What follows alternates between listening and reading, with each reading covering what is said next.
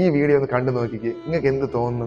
എനിക്ക് തോന്നുന്നത് എന്താണെന്ന് അറിയാമോ? പുള്ളിക്കാരന് വേണ്ടിയിട്ടല്ല ആ സ്റ്റേജിൽ കയറുന്നത്, നമ്മളെപ്പോലെയുള്ള മനുഷ്യന്മാർക്ക് വേണ്ടിയിട്ടാണ്.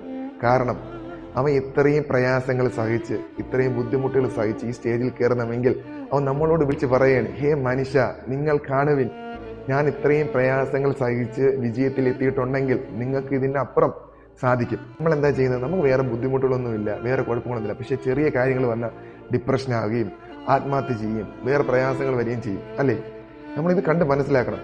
പുള്ളിക്കാരന് വേണമെങ്കിൽ ഡിപ്രഷനൊക്കെ അടിച്ച് എന്നെ എന്തിനിങ്ങനെ ദൈവം സൃഷ്ടിച്ചു, ഞാൻ വേണമെങ്കിൽ മരിച്ചു കളയാം, ബാക്കിയുള്ള മനുഷ്യന്മാരെക്കാളും ഒരുപാട് ബുദ്ധിമുട്ടുകളായിട്ട് എന്നെ സൃഷ്ടിച്ചു, ഞാൻ എന്തിനീ ഭൂമി ജീവിക്കണം എന്നുദ്ദേശിച്ച് പുള്ളിക്കാരന് മരിച്ചു പോകായിരുന്നു, അല്ലേ? സൂസൈഡ് ചെയ്യായിരുന്നു.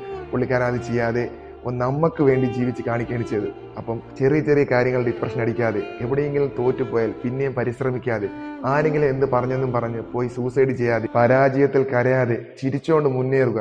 ഒരു നാൾ നമ്മളും എത്തും നമ്മളെ ലക്ഷ്യത്തിൽ.